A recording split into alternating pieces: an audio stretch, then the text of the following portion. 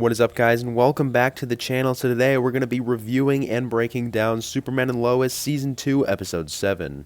So we start basically where we left off in last episode with Superman waking up as obviously he was arrested for treason. We obviously also know that he would be locked up with Tal-Rho or Morgan Edge, whatever you want to call him. So this episode was great seeing him return once again. And yeah, obviously Anderson was basically the main cause of Superman being arrested and thrown in prison with Tal-Rho. Looks like Anderson's becoming a bit of a villain for the season, which I think, would have initially been cool to see with General Lane in Season 1. But yeah, nonetheless, Anderson he might have some type of redemption arc coming. But for now, I think he's actually a half-decent, somewhat secondary main villain at the moment. Then Superman is questioned where BIZARRO is, and after Superman won't tell, Anderson questions Tal-Rho instead, and he basically tries to torture the information out of him by using some, kryptonite necklace thing that he puts around him. But anyways, he ends up telling, Clark ends up telling Anderson where BIZARRO is, but instead says that he's at the Arctic Fortress instead of where he's actually at, Tal-Rho's old fortress. So then Jonathan gets caught with X-Kryptonite at school, and Lois gets extremely mad. So yeah, things look, after this, seem pretty bad for Jonathan, but I'm still hoping that this X-Kryptonite he's been using could have activated his real Kryptonian powers. I think that would be so cool, because obviously I keep mentioning these set photos that we've seen of, Jonathan in the Superboy suit instead of Jordan, who obviously has powers. But obviously, this could be like a flashback in BIZARRO's world or something like that.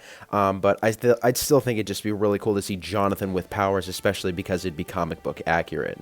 So anyways, Anderson and his team go to the Ice Fortress to find BIZARRO, but instead, they only find the mask, the old mask of BIZARRO, when everyone thought he was Doomsday, that mask he was wearing.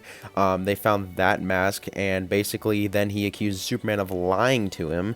But at that same time, we see a pretty awesome fight scene between Superman and Tal-Rho, but it was all in an effort for the two of them to escape, and it succeeded.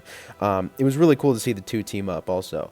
But yeah, Anderson, of course, is very mad that the two end up escaping, but we find out that Anderson has some X-Kryptonite of his own, all to be used in an effort to track Superman and Tal-Rho down.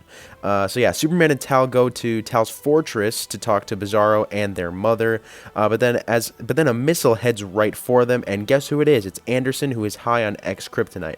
So now we see more of a team up with Superman and Tal, but this time Tal takes 3 kryptonite bullets for Superman, which maybe there's a little bit of a redemption arc coming for Tal later this season or something along those lines, but I really did not want him to die because he's a great character. But anyways, then BIZARRO is, he's let free by Superman and Tal's mother, and he beats the crap initially out of Anderson. So Superman eventually flies out of the fortress to the sun with Tal to save him, as obviously the sun will strengthen a Kryptonian. But while he's doing that, Anderson is defeating BIZARRO with X-Kryptonite, as obviously X-Kryptonite weakens BIZARRO instead of strengthening like it would for anyone else on Earth. So yeah, BIZARRO has been defeated by Anderson. Now, obviously, when I say defeated, I mean that BIZARRO is actually dead. I didn't expect him to be taken out of the season this early, and we know that, he's not the real main villain.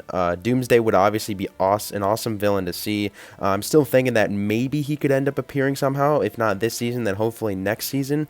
I initially thought Doomsday could, evolve out of BIZARRO, but I think, it's still possible, even though that BIZARRO is dead.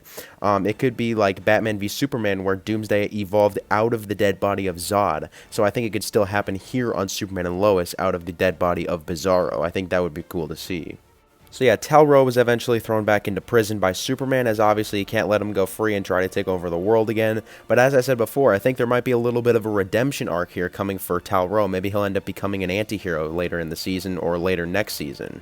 Then to end the episode, we just see Anderson basically team up with Allie, as obviously Allie was mentioned to him earlier in the episode, and he's basically gone full villain now as he gives her that necklace that BIZARRO was wearing in an earlier episode this season. So I think that should be pretty interesting to see next episode. But yeah, guys, I thought this episode was pretty good. I'm really liking the Superboy stuff we're seeing. Hopefully we see more of that. BIZARRO it's a crazy storyline that ended right there. And then I'm still really interested to see what happens with this John Henry Irons situation. I'm really hoping that, you know, maybe there's a little bit of a villain episode where he becomes a villain for just a little bit. I know in a recent description of a later episode, they said that when John Henry Irons is awake, he's like his attitude is like off, so maybe that means he will, you know, sort of be like a completely different person. I think that'd be pretty interesting. But also, guys, if you didn't know, The Flash is actually back tomorrow, so I'll for sure be making a breakdown video of the new episode that comes out tomorrow, so make sure you guys are on the lookout for that. But yeah, I'll see you guys in the next video.